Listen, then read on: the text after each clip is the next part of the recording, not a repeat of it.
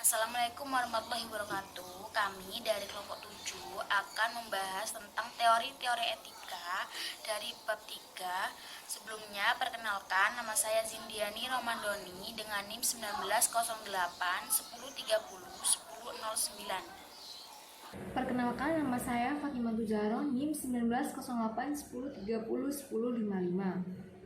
Nama saya Mila Aga Putri dengan NIM 19081030 1061. Di sini kita akan membahas 5 topik.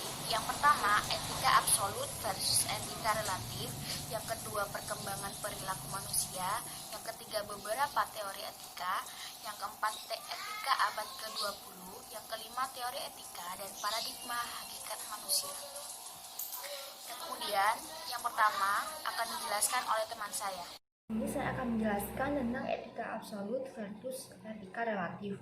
Penganut paham etika absolut meyakini bahwa ada prinsip-prinsip etika yang bersifat mutlak, berlaku universal kapanpun dan dimanapun. Sementara itu, penganut paham etika relatif membantah hal ini karena mereka justru mengatakan bahwa tidak ada prinsip atau nilai moral yang berlaku umum. Prinsip atau nilai moral yang ada dalam masyarakat berbeda-beda untuk masyarakat yang berbeda dan situasi yang berbeda pula. Tokoh yang berpengaruh dalam paham etika relatif ini yaitu Joseph Fletcher dengan teori etika situasional. Ia menolak adanya norma moral umum karena kewajiban moral selalu bergantung pada situasi konkret, dan situasi konkret ini dalam kesehariannya tidak pernah sama. Sedangkan tokoh yang berpengaruh dalam paham etika absolut yaitu Immanuel Kant dan James Rahels mengatakan bahwa ada pokok teoritis yang umum di mana ada aturan-aturan moral tertentu yang dianut secara bersama-sama oleh masyarakat karena aturan itu penting untuk kelestarian masyarakat. Yang kedua, saya akan menjelaskan tentang perkembangan perilaku moral. Ada 4. Yang pertama ada perilaku moral atau moral behavior, yaitu perilaku yang mengikuti kode moral kelompok masyarakat tertentu. Yang kedua ada perilaku tidak bermoral atau immoral behavior, menjelaskan perilaku yang gagal untuk mematuhi harapan kelompok sosial tersebut karena kurang merasa wajib untuk mematuhinya. Yang ketiga ada perilaku di luar kesadaran atau unmoral behavior, yaitu perilaku yang menyimpang dari harapan kelompok sosial yang disebabkan oleh ketidakmampuan yang bersangkutan dalam mengalami tahapan kelompok sosial. Yang terakhir ada perkembangan moral atau moral development, yaitu perkembangan yang bergantung pada intelektual seseorang. Selanjutnya saya akan menjelaskan tahapan-tahapan perkembangan moral anak menurut Colbert. Tingkat pertama yaitu prevensional, usia kurang dari 10 tahun. Sublevel yang pertama ada orientasi pada hukuman. Ciri-ciri yang menonjol pada sublevel ini yaitu menaati peraturan untuk menghindari suatu hukuman. Sublevel yang kedua ada orientasi pada hadiah. Ciri-cirinya yaitu menyesuaikan diri untuk memperoleh hadiah atau pujian. Tingkat yang kedua, konvensional untuk usia 10-13 tahun. Sublevel yang pertama ada orientasi anak baik. Ciri-cirinya yaitu menyesuaikan diri untuk menghindari celaan orang lain. Sublevel yang kedua ada orientasi otoritas. Ciri-cirinya yaitu mematuhi hukum dan peraturan sosial untuk menghindari kecaman dari otoritas dan perasaan bersalah karena tidak melakukan suatu kewajiban. Yang terakhir ada tingkat ketiga, postkonvensional untuk usia kurang dari 13 tahun. Sublevel yang pertama yaitu ada kontrak sosial. Ciri-cirinya yaitu tindakan yang dilakukan atas dasar prinsip yang disepakati bersama masyarakat demi kehormatan diri. Yang kedua yaitu orientasi prinsip etika. Ciri-cirinya yaitu tindakan yang didasarkan atas prinsip etika yang diyakini diri sendiri untuk menghindari penghukuman diri. Nah, yang selanjutnya ada beberapa teori etika. Ada beberapa teori etika yang dikemukakan oleh para ahli. Yang pertama itu teori egoisme, yang kedua utilitarianisme, yang ketiga teori etika etonom, yang keempat teori deontologi, dan yang kelima ada teori hak. Yang pertama teori egoisme. Rachel memperkenalkan dua konsep yang berhubungan dengan egoisme. Yang pertama itu egoisme psikologis dan yang kedua itu egoisme etis. Egoisme psikologis merupakan suatu teori yang menjelaskan bahwa semua tindakan manusia dimotivasi oleh kepentingan berkutat diri, selfish. Nah, sedangkan teori etis merupakan tindakan yang dilandasi oleh kepentingan diri sendiri. Jadi contohnya dari teori etis ini, misal jika saya ingin kaya, maka saya harus bekerja keras, seperti itu. Yang ketiga, teori etika etonom. Sebagaimana dianut oleh semua penganut agama di dunia, bahwa ada tujuan akhir yang ingin dicapai oleh manusia, selain tujuan yang bersifat duniawi, yaitu untuk memperoleh kebahagiaan surgawi. Teori etika etonom dilandasi oleh filsafat Kristen yang mengatakan bahwa karakter moral manusia ditentukan secara hakiki oleh kesesuaian hubungan dengan kehendak Allah. Tingkah manusia dianggap baik jika sesuai dengan aturan Tuhan. Nah, yang keempat yaitu teori deontologi. Deontologi berasal dari kata Yunani, yaitu kata deon, yang berarti kewajiban. Paham deontologi mengatakan bahwa etis tidaknya suatu tindakan tidak ada kaitannya sama sekali dengan tujuan, konsekuensi, atau akibat dari tindakan tersebut. Yang kelima, teori hak. Menurut teori hak, suatu tindakan dapat dianggap baik bila perbuatan tersebut sesuai dengan HAM, hak asasi manusia. Jadi, jika kita melakukan tindakan dan hal tersebut tidak sesuai dengan hak asasi manusia, maka menurut teori hak ini, tindakan kita tidak dapat dikatakan baik. Nah, yang selanjutnya itu ada etika abad ke-20. Yang pertama itu ada arti kata baik menurut George Edward Moore. Kata baik menurut Moore itu mempunyai sifat primer, maksudnya suatu kata tidak dapat didefinisikan jika kata tersebut hanya berdiri sendiri atau hanya berdiri tunggal.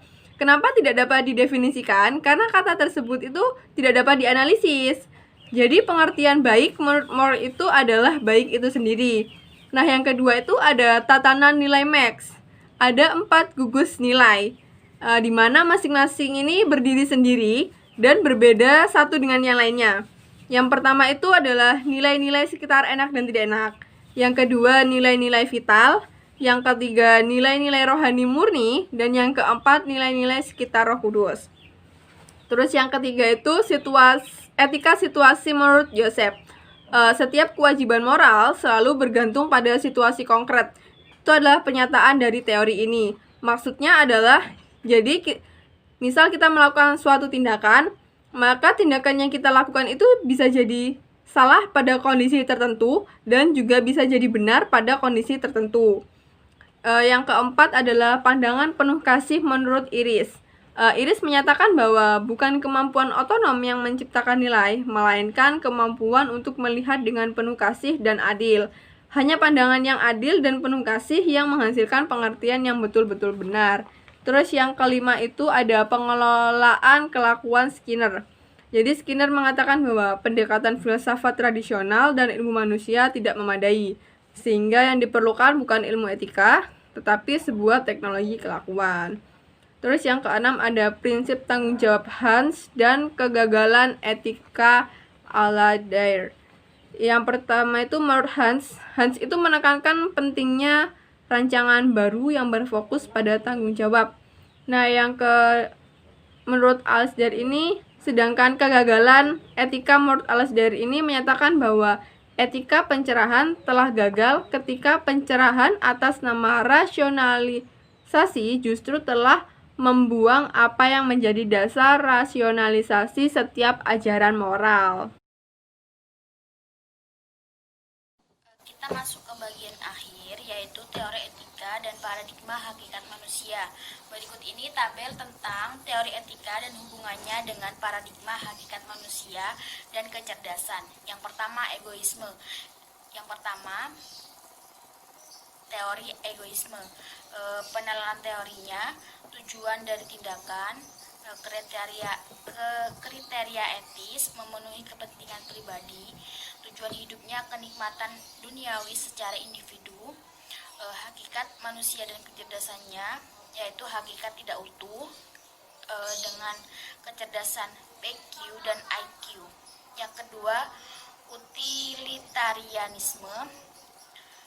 Penelaran teorinya, tujuan dari tindakan, kriteria etis, memberi manfaat atau kegunaan bagi banyak orang, tujuan hidupnya, kesejahteraan duniawi masyarakat.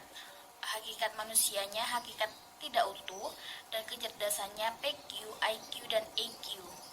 Yang ketiga, deontologi. Penalaran teorinya tindakan itu sendiri. Kriteria etisnya, kewajiban mutlak setiap orang, tujuan hidupnya demi kewajiban itu sendiri, hakikat manusia tidak utuh, dan kecerdasannya IQ dan EQ. Yang keempat, teori H. Penalaran teorinya, tingkat kepatuhan terhadap HAM, kriteria etisnya, aturan tentang hak asasi manusia, tujuan hidupnya demi martabat kemanusiaan, hakikat manusia tidak utuh dengan kecerdasan IQ. Yang kelima, teori keutamaan. Penalaran teorinya disposisi karakter, kriteria etisnya karakter positif negatif individu, tujuan hidupnya kebahagiaan duniawi dan mental atau psikologis. Yang hakikat manusia yaitu hakikat tidak utuh, kecerdasannya IQ dan EQ. Yang keenam ada teori teonom. Penalaran teorinya disposisi karakter dan tingkat keimanan, kriteria etisnya karakter mulia dan mematuhi kitab suci agama masing-masing individu dan masyarakat. Tujuan hidupnya yaitu kebahagiaan rohani, surgawi, akhirat, moksa, nirmala, mental dan duniawi. Hakikat manusianya hakikat utuh dengan kecerdasan PQ, IQ, EQ, dan SQ. Kemudian tabel di bawah ini adalah hubungan antar berbagai teori etika. Yang pertama, teori atau dimensinya itu tingkat kesadaran. Hubungan teorinya hewani, manusia, dan transdental. Yang kedua, teori tindakan. Hubungan teorinya ini egoisme, utilitarianisme, dan teonom. Yang ketiga, teori hak dan kewajiban. Hubungan teorinya hak dan kewajiban. Yang keempat, teori keutamaan. Hubungan teorinya manusia hina dan manusia utama. Yang kelima, tujuan atau nilai. Hubungan teorinya yaitu duniawi dan surgawi. Yang keenam, pemangku kepentingan. Hubungan teorinya individu, masyarakat, dan Tuhan. Yang ketujuh, kebutuhan Maslow. Hubungan teorinya fisik, sosial, dan aktualisasi diri. Yang selanjutnya, tingkat perkembangan Kohlberg. Hubungan teorinya hukuman dan prinsip. Yang kesembilan, kecerdasan Covey. Hubungan teorinya PQ, IQ, EQ, dan SQ. Yang ke-10, etika Nafis. Hubungan teorinya psikoetika, sosioetika, dan teoetika. Nilai-nilai yang telah direalisasikan akan menjadi bahan refleksi untuk mengkaji kembali paradigma sebagai manusia dan tujuan hidup yang ingin direalisasikan. Untuk memperjelas hal ini, marilah kita bahas tentang kemunculan berbagai teori. Yang pertama adalah teori egoisme, berangkat dari pemikiran para penganutnya bahwa makna hidup sebagai orang adalah untuk merealisasikan kepentingan diri secara individu. Di sini yang dikejar adalah nilai-nilai kenikmatan duniawi secara individu. Untuk dapat merealisasikan kepentingan individu ini, setiap orang termasuk pemerintah harus menghormati hak dan kebebasan setiap orang. Yang kedua, di pihak lain ada pemahaman lain tentang hakikat manusia ini. Manusia diciptakan bukan untuk menikmati kebahagiaan duniawi, tetapi untuk mencapai nilai-nilai tertinggi dalam bentuk kebahagiaan surgawi atau kebahagiaan hidup di akhirat.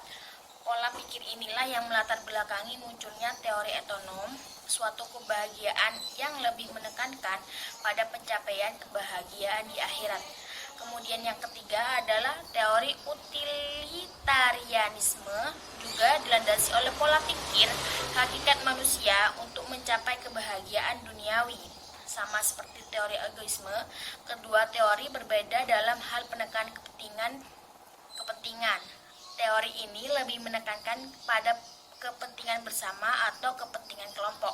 Makin banyak anggota kelompok masyarakat yang memperoleh keuntungan dari suatu tindakan, berarti tindakan tersebut makin baik dan makin bermoral, dan ini disebut teori utilitarianisme. Kemudian yang keempat adalah dalam mengupayakan kebahagiaan, teori hak dan teori kewajiban atau teori deontologi mencoba mengulas dari sudut pandang antara hak dan kewajiban individu dengan hak dan kewajiban masyarakat. Yang kelima adalah teori deontologi, lebih menekankan pada pentingnya kewajiban setiap orang. Kemudian ada tambahan di sini antara yang keempat dan kelima. Padahal hak dan kewajiban bagaikan satu keping mata uang dengan dua sisi yang berbeda. Karena dalam persoalan hak dan kewajiban, hak seseorang sebenarnya merupakan kewajiban bagi orang lain. Bila seseorang menuntut haknya, berarti orang lain punya kewajiban untuk menghormati hak tersebut. Teori keutamaan lebih menyoroti karakter manusia daripada moralitas tindakan. Sebagaimana diketahui, karakter terbentuk dari tindakan yang dilakukan secara berulang-ulang atau tindakan kebiasaan. Dengan demikian, karakter tidak dapat dipisahkan dari moralitas suatu tindakan. Yang selanjutnya adalah tantangan ke depan etika sebagai ilmu. Dari uraian mengenai cara membangun manusia utuh yang telah dikemukakan, dapat disimpulkan bahwa semua teori etika yang pada awal kemunculannya bagikan potongan-potongan terpisah dan berdiri sendiri, ternyata dapat dipadukan karena sifatnya yang saling melengkapi. Inti dari hakikat manusia utuh adalah keseimbangan yang bisa diringkas sebagai berikut. Yang pertama adalah keseimbangan antara hak atau teori hak dan kewajiban atau teori deontologi. Yang kedua, keseimbangan tujuan duniawi atau teori teologi dan rohani atau teori keutamaan. Yang ketiga, keseimbangan antara kepentingan individu atau teori egoisme dan kepentingan masyarakat atau teori utilitarianisme. Yang keempat, gabungan antara ketiga butir yang sudah saya sebutkan sebelumnya akan menentukan karakter seseorang atau teori keutamaan. Yang kelima, hidup adalah suatu proses evolusi kesadaran. Teori perkembangan moral Kornberg menjelaskan proses evolusi kesadaran ini. Teori-teori etika yang ada dapat dianalogikan dengan alur proses evolusi kesadaran, yaitu pertama hak, utilitarianisme, kewajiban, teonom, dan keutamaan. Sekian presentasi dari kelompok kami. Mohon maaf apabila salah kata. Wassalamualaikum warahmatullahi wabarakatuh.